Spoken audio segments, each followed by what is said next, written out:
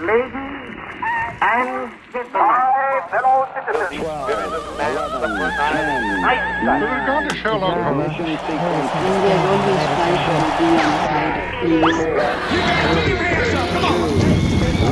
And we will always have your back. We have a liftoff. Welcome to Life Lab Notes, where we review and compare our notes about life, what we have in common, what makes humans tick, and how we can keep from blowing up the lab. Back in 1921, 16-year-old Margaret Gorman of Washington, D.C. was crowned the very first Miss America. She was awarded $100. There are several ways to calculate the relative value of $100 in 1921 compared to, say, 1983. But if you think about it, there are several ways to figure the relative value of everything.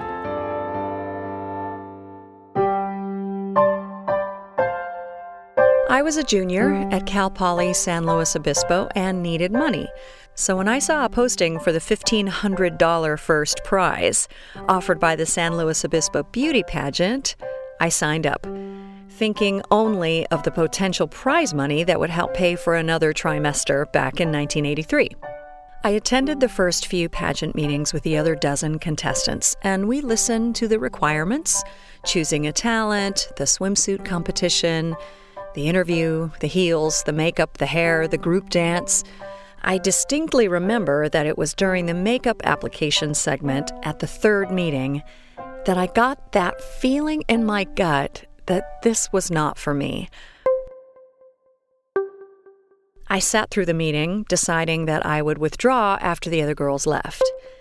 At the end of the meeting, I went up to one of the pageant organizers and asked if we could talk in private. She took me into a broom closet type room, like a janitor's storage space. It was cramped and dark, and I remember we were standing between stacks of boxes. I told the organizer that I would like to withdraw from the pageant. She asked why, and all I could say was that this experience isn't me. She proceeded to tell me, rather vehemently, that I would win. Hands down, I would win. Think about the $1,500, she said, and how much that money would help with my expenses. I had no idea at that time in my life that the organizer was barely hanging on to a show and clinging to every swimsuited body she could get. I felt cornered in the dark in the broom closet, and I believed her that I would win the money. So I stayed in. I went to all of the meetings. I bought the swimsuit and the heels, both from the bargain rack because, after all, I didn't have spare money. I chose a song to sing for my talent, The Music in the Mirror from a chorus line. I liked the song okay, but I'm not a solo singer or a dancer. I just liked it. I made a jumpsuit-type outfit from bargain fabric and fashioned a belt out of a weird piece of braided cording that I got from I don't know where. I feel like I found it on campus somewhere, like on the ground or something. I was delighted that it matched my bargain fabric perfectly, and I think the most fun I had during the entire experience was melting the ends of the cord so that it didn't fray. My hair was awkward if you judge it by typical beauty pageant standards, and when the organizers asked me to artificially enhance my bust line, I resisted, and the clenching began. Even with the awkwardness and the resistance and the clenching, I continued, for the big money. As the pageant day drew near, we learned the walk, we learned the group dance, we practiced saying our name and our major into the microphone, and we were briefed on possible interview questions. I was aligned with nothing, absolutely nothing that this pageant was about, and I refused to stuff my bra. Because I was not aware at that time that the resistance and clenchiness were signs to pull out, I was dealt a stronger signal. 3 days before the pageant, I lost my voice. I wasn't sick, but my voice was gone. All I could muster was a croak. I started doing the steaming and the resting and everything else that was advised. But nothing changed. I finally ended up at the doctor's office for a cortisone shot in the neck, which helped maybe 50%. I barely had half a voice, and yet I stayed in, all for the big money. I was miserable and angry, and my appearance reflected it. No light in my skin or my eyes or my anything. Dim.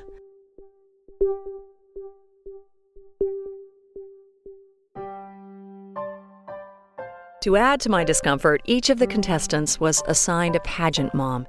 These were women who signed up to pamper us the night before the pageant.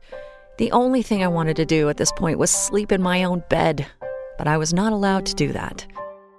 My pageant mom wanted a different experience, I'm sure, than the one I provided, and the more she tried to comfort me, the more I resisted.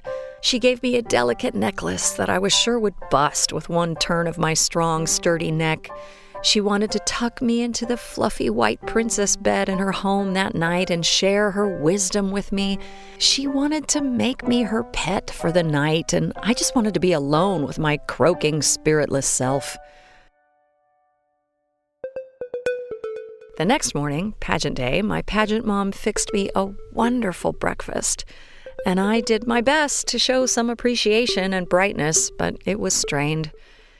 That afternoon, I bombed the interview section, almost intentionally, like they had all made me do this, and I would show them. The panel could hear my speaking voice was compromised and asked if I would be able to sing that night. I said, "I hope so." They asked what I would do if my voice wasn't up to par, and I pluckily answered, "I guess I just won't sing," like this was all their fault. I suppose I could have nobly said that I would mime the song or recite it or dance or something like that, but I had checked out. At the end of the interview, the panel randomly tossed out a name and asked me if I was familiar with it. When I answered no, they told me it was the name of one of the interviewers who would introduce themselves a scant 10 minutes earlier. The pageant event, in a humiliating nutshell, was horrific.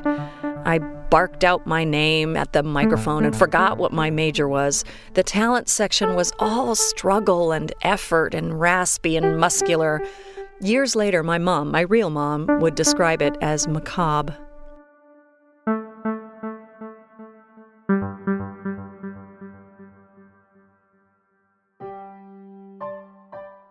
Needless to say, I didn't win the big money, the medium money, or even the tiny money. I lost money. My bargain swimsuit and heels and homemade talent costume cost me a week's wages from Swenson's ice cream parlor. The only thing that didn't cost anything was the weird braided cord thing I found on campus or on the street or somewhere that would have made the pageant judges and my pageant mom cringe. I don't remember the name of the woman who won and went on to the Miss California pageant. She was 5'11" and had a great swimsuit body and the kind of hair that you see in the pageants. Her talent was a dancey mime kind of thing to the song I Got No Strings from Pinocchio. She did the splits. She was probably just fine in her interview. I remember that she was nice. For me, the beauty of this pageant happened the next morning. I got out of bed, went downstairs and greeted my roommates in full voice. All of my voice was back. The real me, my soul, spirit, gut instinct me, whatever you want to call it, did not want to participate in the pageant, and so it didn't. This was a life lesson for me. Listen to your gut. And when I think about it, I did listen to my gut, but in a dark little broom closet off to the side somewhere, I got distracted by the big money and decided that somebody else knew me better than I did.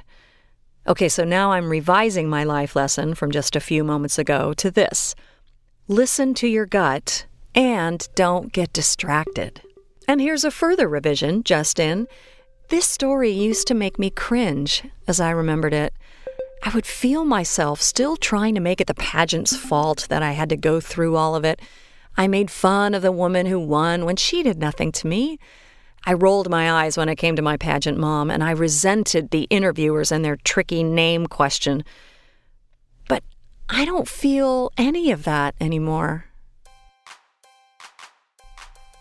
If I had a chance to walk up to that microphone today, I would say, in full voice, Best wishes, woman who won. May we all be rid of our puppet strings. Thank you, Pageant Mom, for the necklace and your sweetness. Thank you, Voice, for not showing up for something I didn't believe in for myself. And finally, thank you, Beauty Pageant, for the life lesson and helping me get to know myself and trust my gut. Oh, and thank you to whoever left the weird braided cord thing in the street for me to find, saving me probably $7.50 at the bargain rack, and making my big life lesson a little less painful.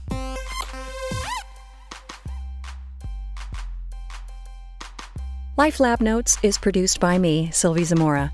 The Life Lab Notes theme and underscoring for today's episode were created by Phil Ward. Today's episode was written by Chris Zerbil and performed by Sylvie Zamora. Hey, podcast listeners. Did you know you can see us on Instagram? We're also on Twitter, Facebook, and at lifelabnotes.com. We're gearing up for our Halloween series, The 13 Days of Halloween. 13 days of Halloween-themed short audio fiction.